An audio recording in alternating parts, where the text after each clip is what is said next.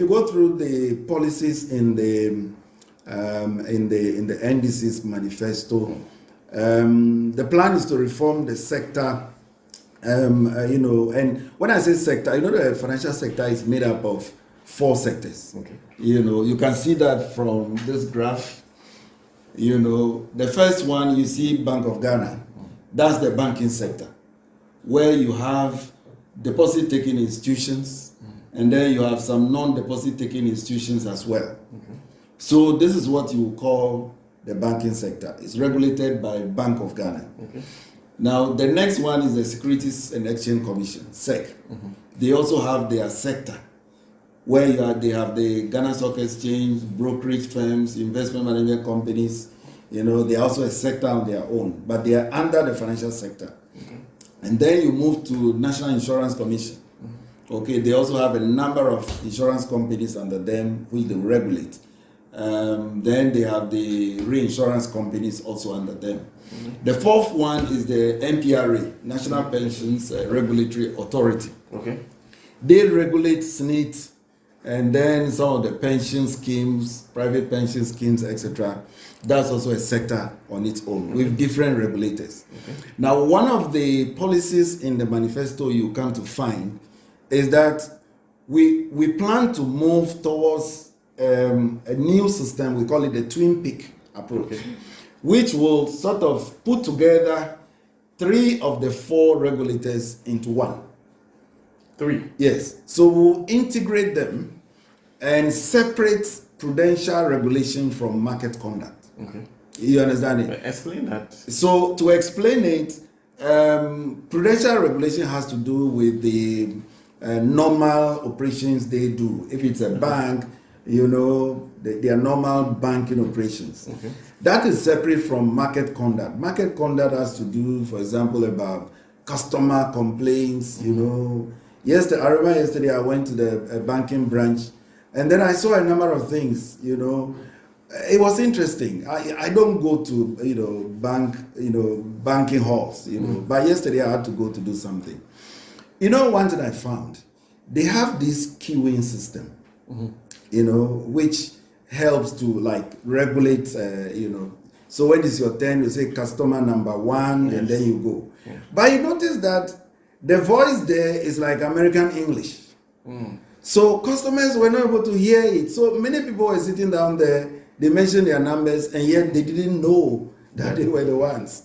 So I said, no, we have to tell banks to do something about it.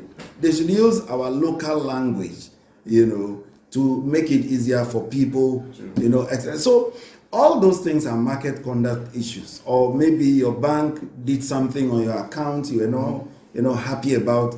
All those things are market conduct. Okay.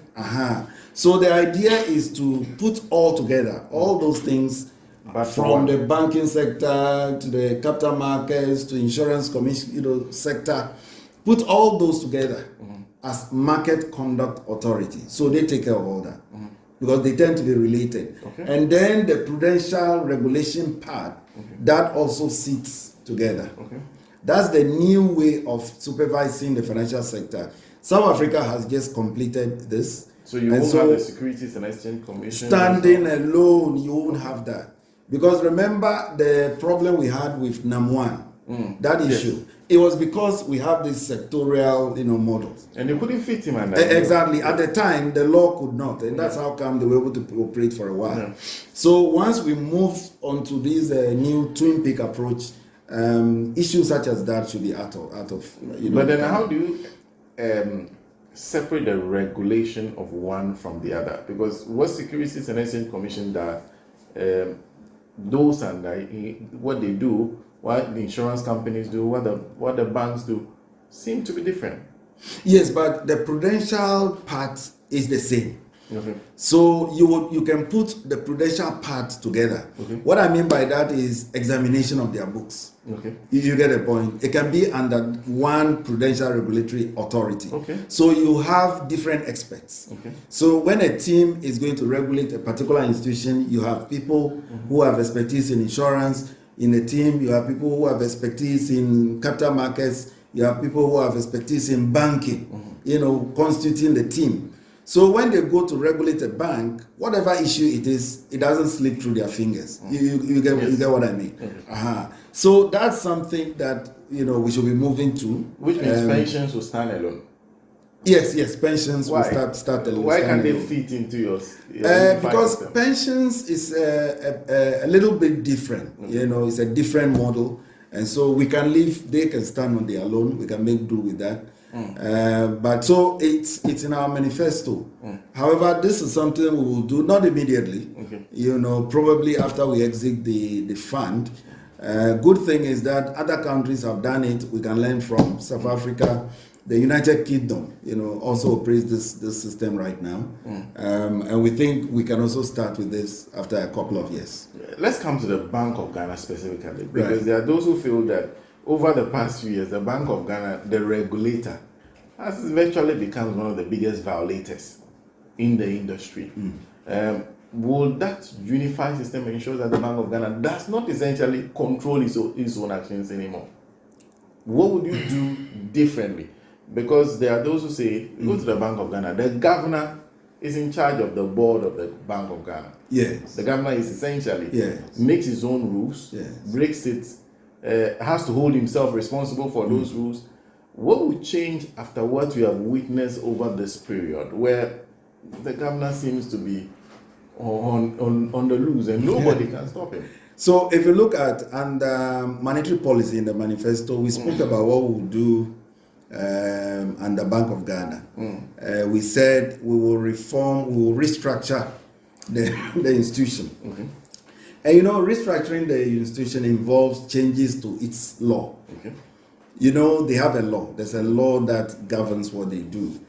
A lot of the things that they've done in recent years undesirably was because they felt the law was not clear on certain aspects, etc., which shouldn't be an excuse. Shouldn't be an excuse. In 2016, we did an amendment to their law. Their law is an old law, 2002. 2016, we introduced an amendment in which we spoke about the need for parliamentary oversight, because it was realized that given that the governor is the same as the board chairman, there should be some accountability. There should be some regular interfacing with Parliament. So if you notice, at 918, which was the amendment to their act, we introduced some bit of that. Sadly, in the last 7 years, I've been observing what has been taking place. The oversight function, they did not yield well to it. And I insist that if they had yielded well to it, probably the debt exchange and the haircut would not have happened. So that would be an exercise that has to be looked into when the Bank of Ghana is being restructured. Then its internal operations as well needs to be reformed. Its ability to, for example, monitor the foreign exchange markets. Currently the city is running out of control. One of the reasons is that there are too many loopholes.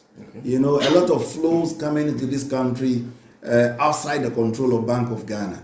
And so we have to work, to strengthen its ability to manage the foreign exchange markets, within Ghana. Then a number of things have happened, in the last 7.5 years. If you look in the manifesto, we spoke about the need to launch a forensic audit into the illegal printing of money. Those are issues that were unfortunate. And when they talk about printing of money, it relates to the overdrafts, the 37 billion and then the earlier ones that were given. It's okay to want to look into it. Why did this happen? Why didn't it happen? It makes sense to also look into the circumstances that which the 100 Ghana and the 200 Ghana notes were introduced. Remember, this was in 2019. And earlier that year, they had introduced the digital currency. The CD digital currency. And the argument was that, we are moving towards, financial inclusion, less use of paper money. And a couple of months after, they just flooded the place with 100 Ghana, 200 Ghana notes.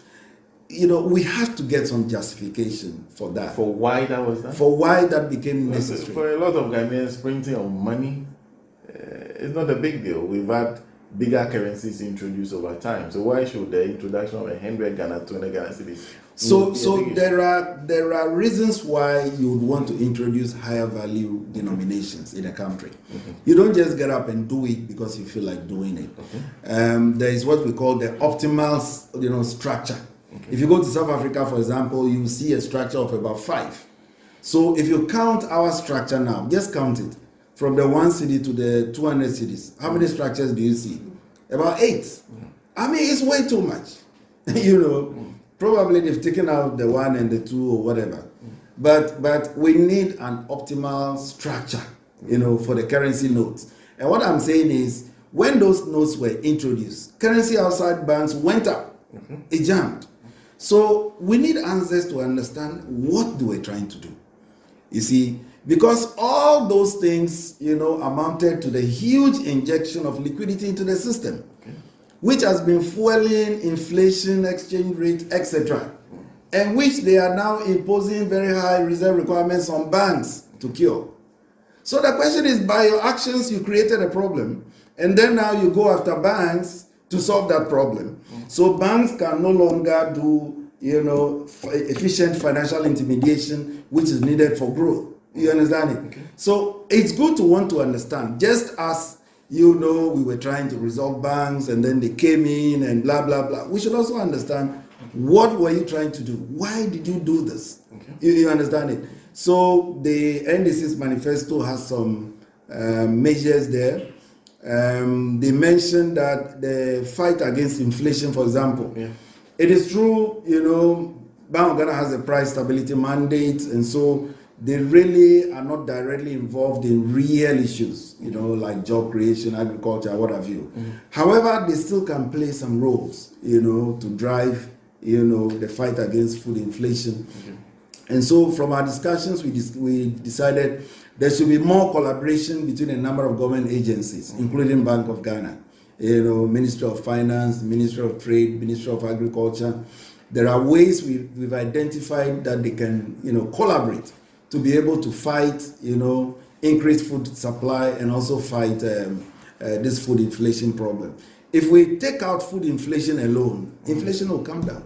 Okay. Yes. If we address food inflation alone, inflation will come down. But how can the Bank of Ghana essentially help? Because food inflation is a matter of fiscal policy. Yes.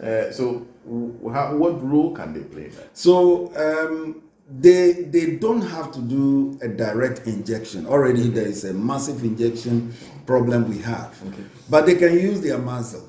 For example, we started this GESAL concept, the Ghana Incentive Risk Sharing something for agriculture. We started that thing. Okay. Basically, they were to provide guarantees to banks, to support their lending to agriculture, selected products. And it was something we are going to nurture within Bank of Ghana until it's able to stand on its own. Then it goes to stand on its own. Sadly, from 2016, they moved it to Ministry of Finance or something. And what I hear now is that the institution has become stagnant. Okay. We need to augment the guarantee fund for GESA. Okay. And so one of the things Bank of Ghana can do is to engage a number of development partners. Okay. And we have identified a number of them that we can speak to. Once the central bank speaks to them, they are happy to come, partner with GESA, augment their resources.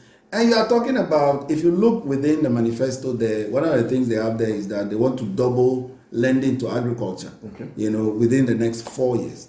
So if we get such partners to support GESAL is now able, to advance lending through the banks to support a number of products, and that is good for jobs. So these are indirect ways Bank of Ghana can get involved, not necessarily putting in its own money, but it still can help, to augment lending to agriculture. Because right now, the inflation rate is very high. Yes. Exchange rates are high. And then there's the bigger issue of what you said you'll be investigating, the matter of how the Bank of Ghana ended up lending to government over 70 billion. So people put there 70 billion among others. How would those issues be resolved? Because there are those who suggest there's a link there. The government, the Bank of Ghana is essentially trying to solve these problems by, of course, putting pressure on everybody else. Why do you need to do that investigation of the printing of the money or the lending of money? Because the bank governor says if we had not done that, the economy would have been in trouble. It's not at all. It's not true at all. They went outside their mandate. Their mandate is stated in Act 612, and then the amendment. It states clearly what is to be done.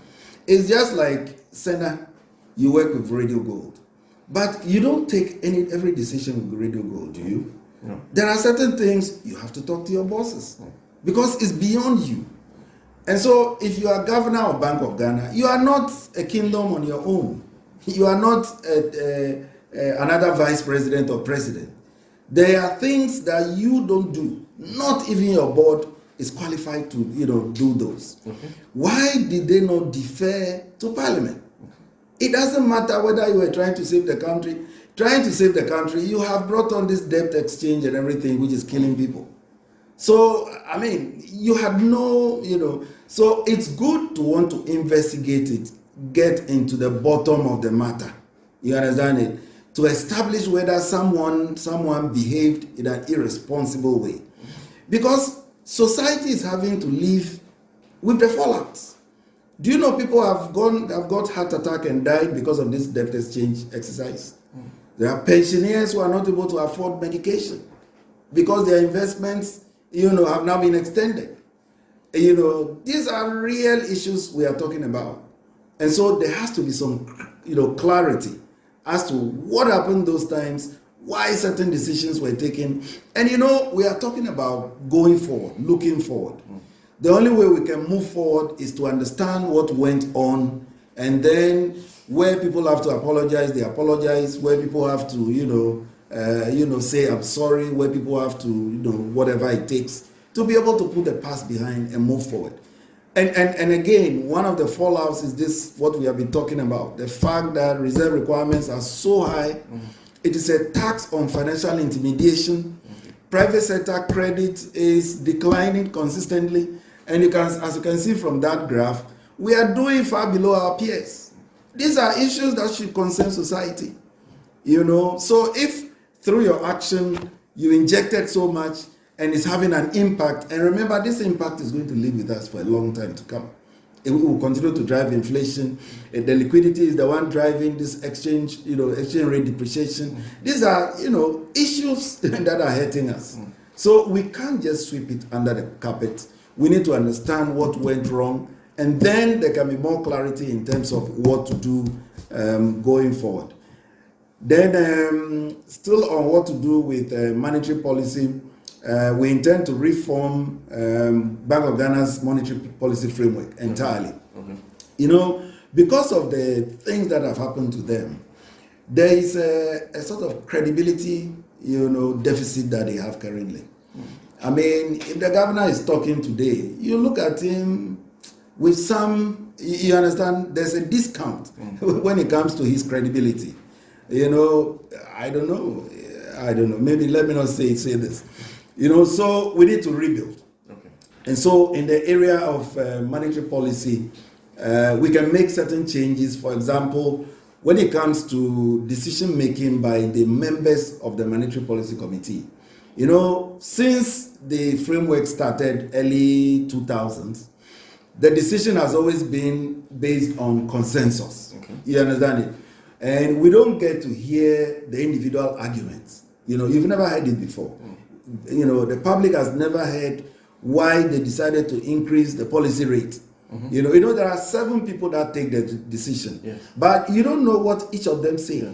You understand? And so now we want to open it up. We want to publish, what each person says based on what, vote he went for. Their reasoning. Their reasoning. So more or less, more accountability when it comes to monetary policy decision making. So over time, we can tell whether somebody is really getting it right, or whether somebody is just an also runs, just in there, or whether the decisions are actually based on, data, and reality. And I believe that should give some more, room for the media to do some more scrutiny. You understand it? And then it helps the credibility of the process. So when they say we have to increase the policy rate, the media can read all those arguments and say, no, this decision was right. And so those are some of the reforms we intend to implement going forward. We want to address the credibility problem. We want to address transparency issues. Many people don't know what happens in the MPC, so we can open it up. Various groups come in, sit down and observe. It's like you can enter a law court and just observe what's going on. It helps. And so the emphasis will be on, increased transparency. So people get to understand what they do and why they do it. And then the central bank digital currency that they started. Okay. Before then, they introduced the 100 Ghana, the 200 Ghana. Yeah. We think that is a good thing for financial inclusion. And so we will push ahead with that. We will assess. How does that help? Well, so ECD is just like the Momo, the Momo you have currently. Okay. The only difference is that instead of it, for example, being Momo that is issued by MTN, that will be Momo that is issued by the central bank. Okay. So elsewhere, what they do is that central bank's Momo is used for very high value payments. Okay. So banks can use it, big payments. You want to pay somebody 100,000 cedis or 200,000, you can use the ECD for those transactions. Okay. So it will exist alongside the MTN Momos, the Airtel, it will exist alongside. Okay. And the idea is to promote financial inclusion. You understand it? By promoting those electronic channels, because the cost of, in the ECD, for example, the cost, is going to be very competitive. Okay. So it's a good thing to have. Some countries are also introducing it, and so we will embrace that also, of course, after the relevant assessments are done. So that's by way of what we intend to do with Bank of Ghana. And as I mentioned, there will be internal reforms, to strengthen the efficiency of the institution itself. But those are implementation issues. So on the financial sector reforms, we haven't finished with that. Maybe we can complete that. A number of things more we intend to do. Yes. So there used to be this Financial Stability Advisory Council, which I'm not sure has been meeting again regularly. This is made up of the leaders of all these four sectors. Okay. There's the governor who is sitting at Bank of Ghana, there's the director general sitting at SED, and so forth. Those four guys are supposed to, make up this council. Okay. So continuously they can review what is going on across the entire industry. Okay. And not only that, operationally also they have to do the same thing. Okay. So even before we implement the two-peak, the two-peak one I told you about, there would have been some integration, even at this stage going forward. Currently, under the financial, the IMF's ECF, a number of things are being done to support the financial sector. They call it the Financial Sector Strengthening Strategy, under the farm program. Okay. We think that is a good thing, and so we'll embrace that as well. Okay. The only thing is that the Financial Sector Stability Fund, we will make a case for it to be augmented, just so we can use it to address, the issues confronting the local banks. Then the laws across the sector. In 2016, again, people don't know that if we hadn't done this law, if we hadn't done Act 931, if we hadn't done Act 918, you couldn't have done many of the things that they've done.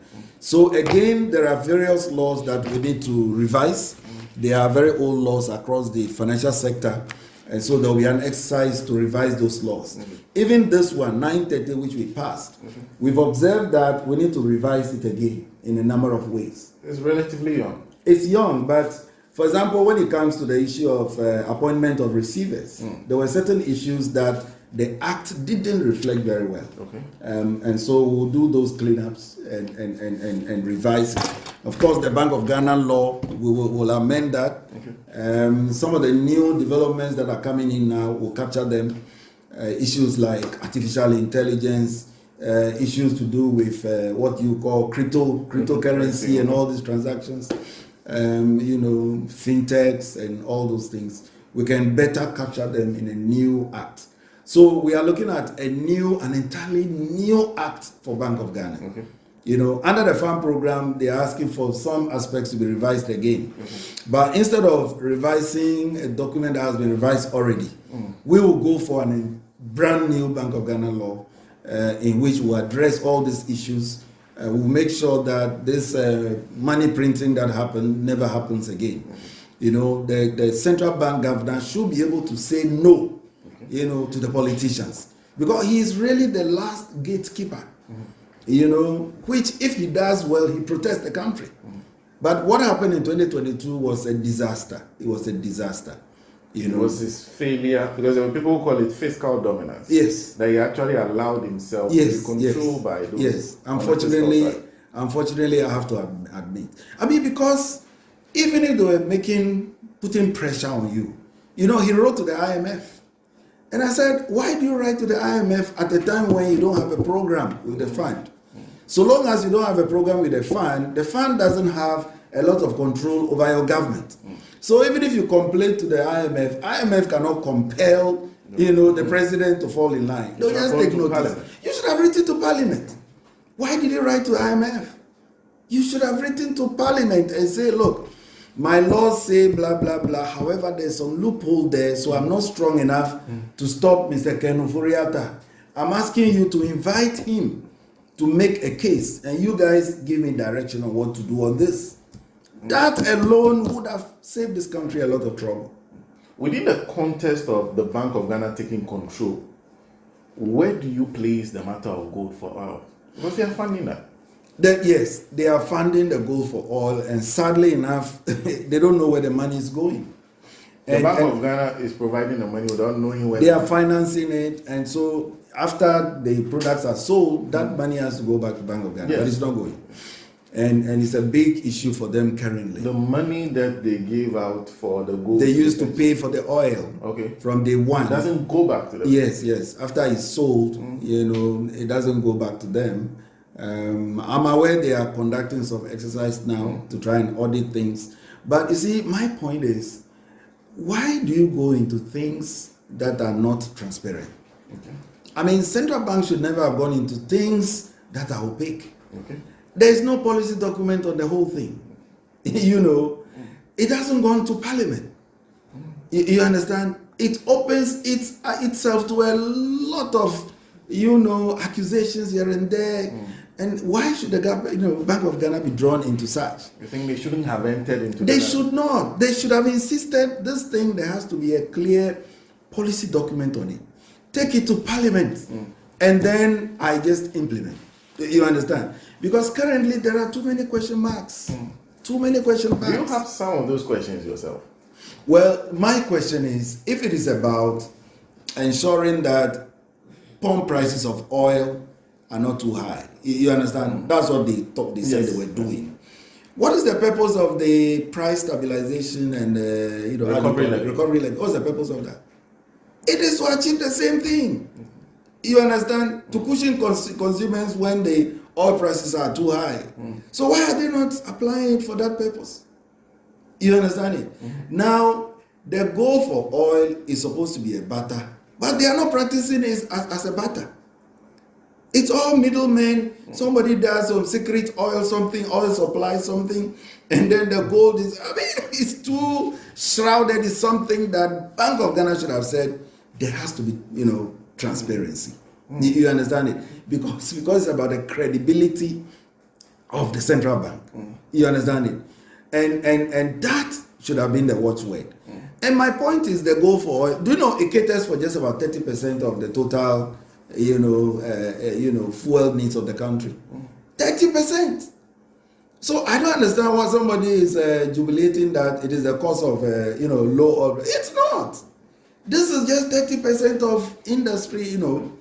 So whatever you are observing, if petrol prices, fuel price, pump prices are low, it may be just because world market prices fell in line.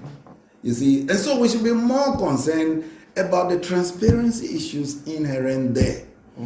And for me, somebody says, oh, you know, it's Russian oil, but because of the embargo placed on Russia, some people find a way. My question is, should Ghana be engaging in illegality? If the international community places an embargo on Russia, you understand it? Should a state decide to be going around, doing those things? No.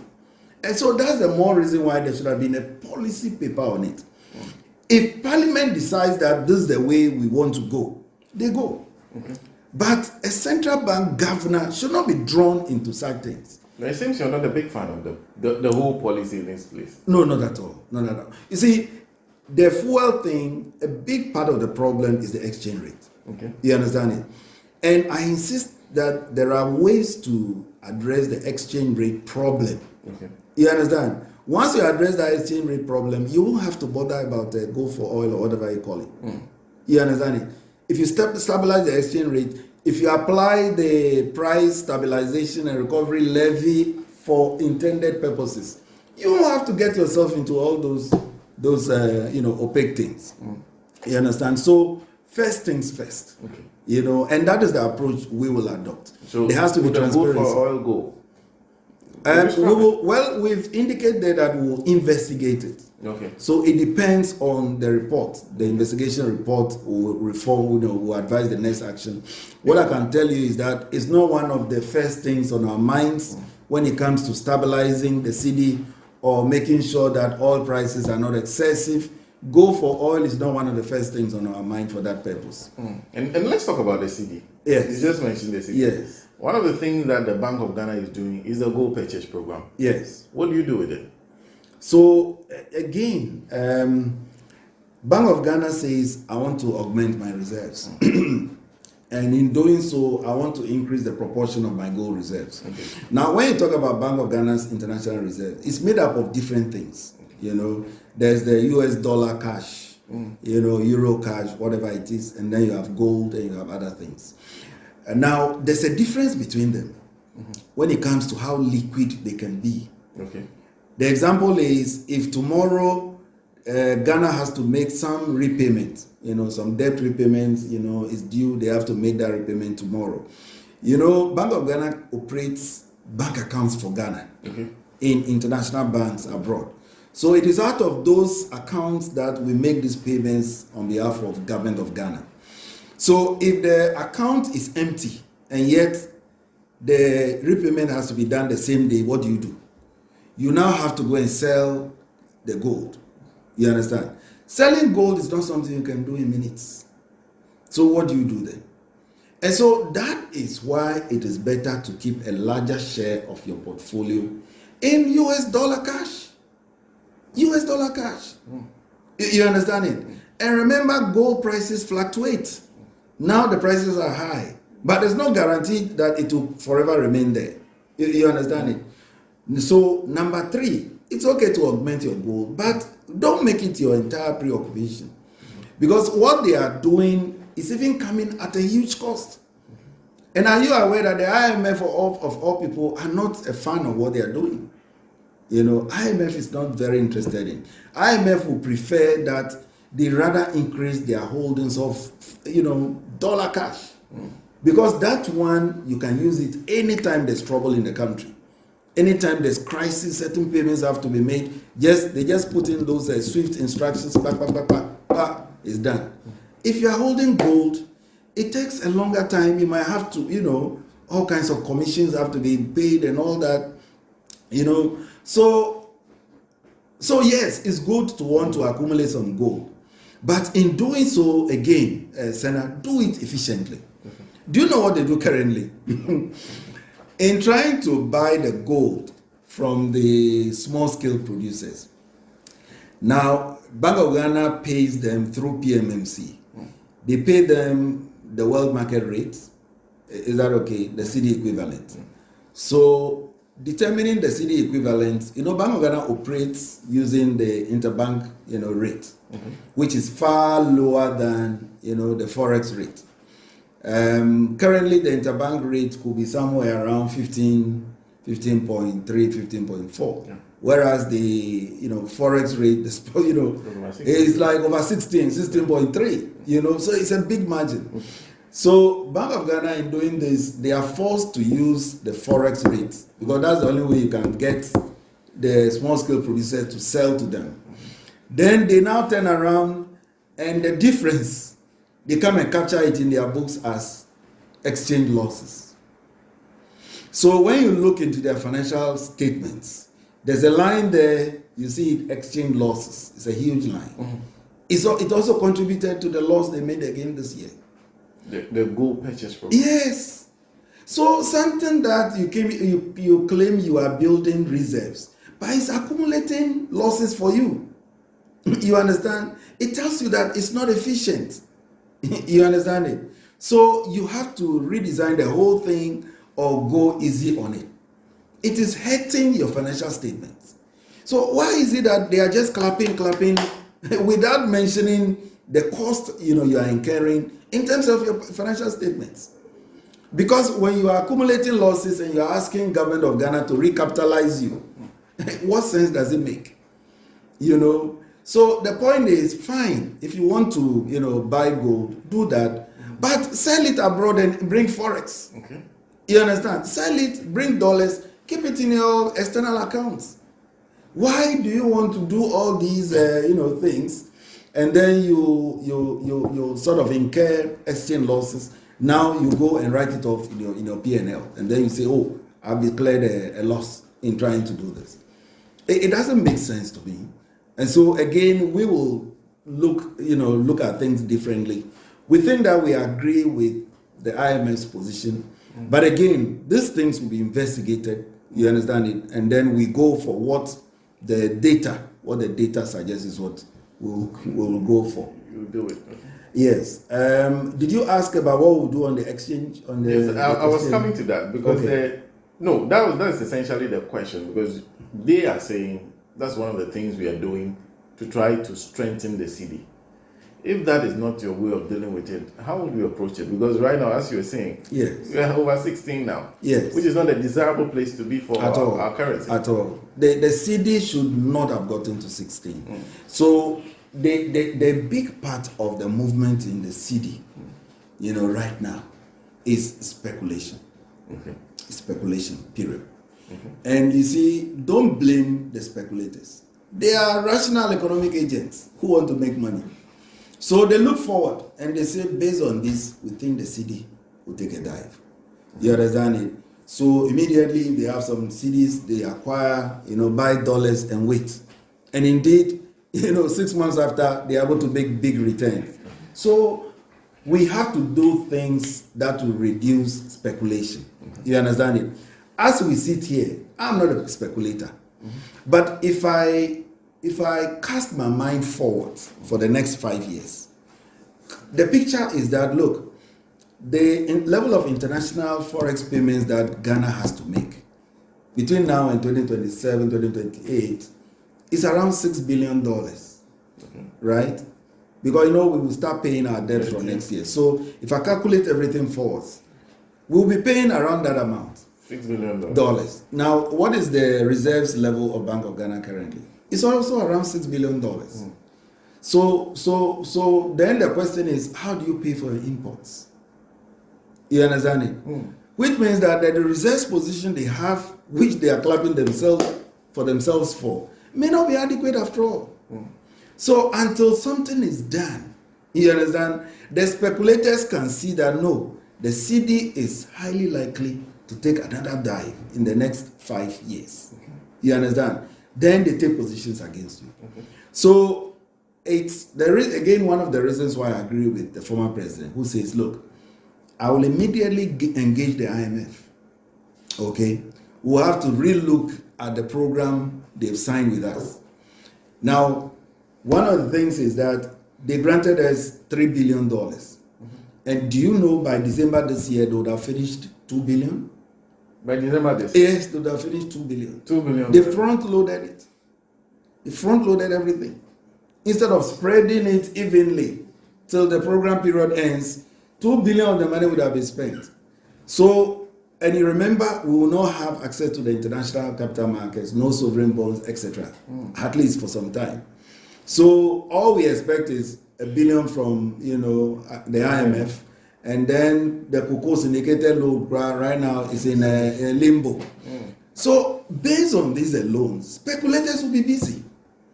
You see, so when we meet the IMF and renegotiate in the hope that we'll get some additional, probably $2 billion, you understand it?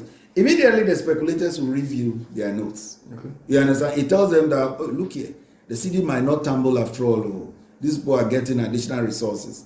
And once IMF gives us that, the World Bank also follows with some other facilities. Okay. You understand?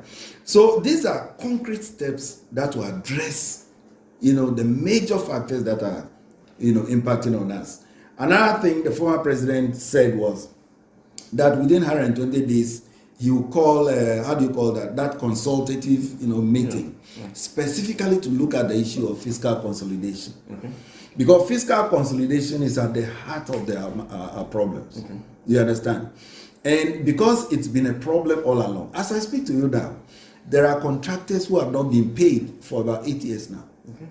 The stock of arrears is still huge, in spite of everything we say about, fiscal deficit is now blah, blah, blah. No, it's still a big problem, So former president is saying, look, we need to have all of us how to solve this issue of fiscal consolidation. In our manifesto, we have some policies which we think, can help.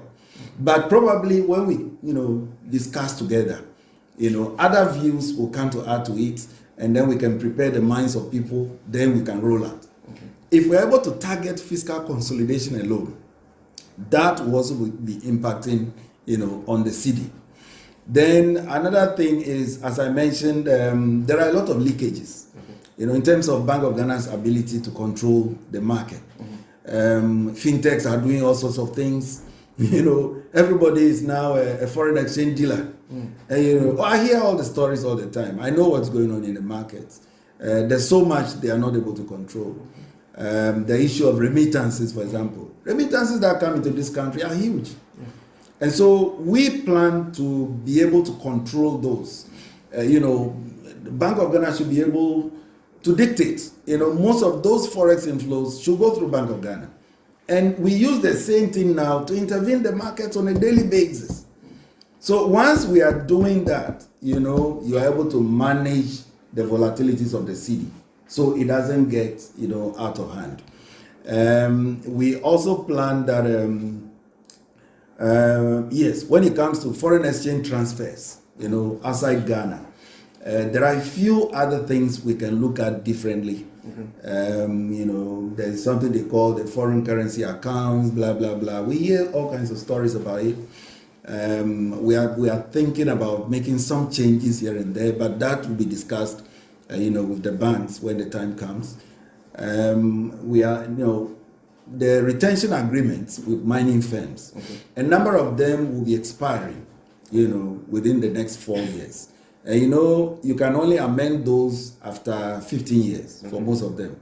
So upon expiry, we want to make sure that any new mining agreements that are signed, will be favorable to us. Yes, because in terms of the retention, amounts for retention, we must get that right. And so Parliament will be prompted. Any new mining agreement that is going to be renewed, we all must be, take an interest in what kind of agreement we have with them. And of course, we have to accelerate trade. The former president has mentioned that he will chair the Accelerated Export Development Council. Yeah. He means his word. We should be able to take advantage of the AFTA and other opportunities that are, coming up now.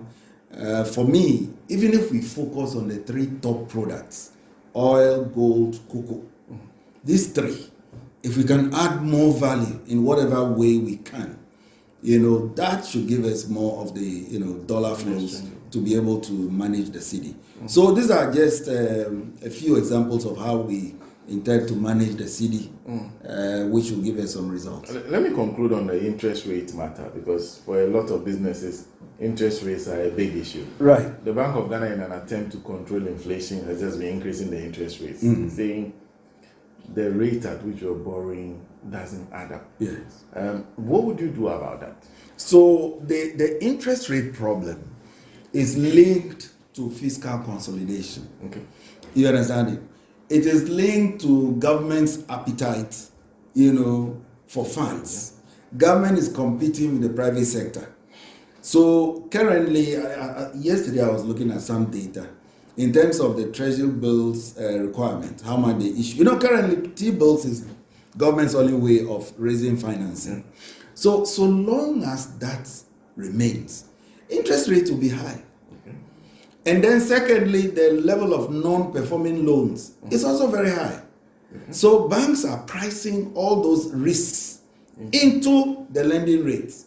So if we pursue fiscal consolidation and we are able to pay down on a lot of the loans, those low contractor loans that are sitting there, those arrears, if we pursue fiscal consolidation, so we are able to clear most of those arrears, the NPL ratio will drop.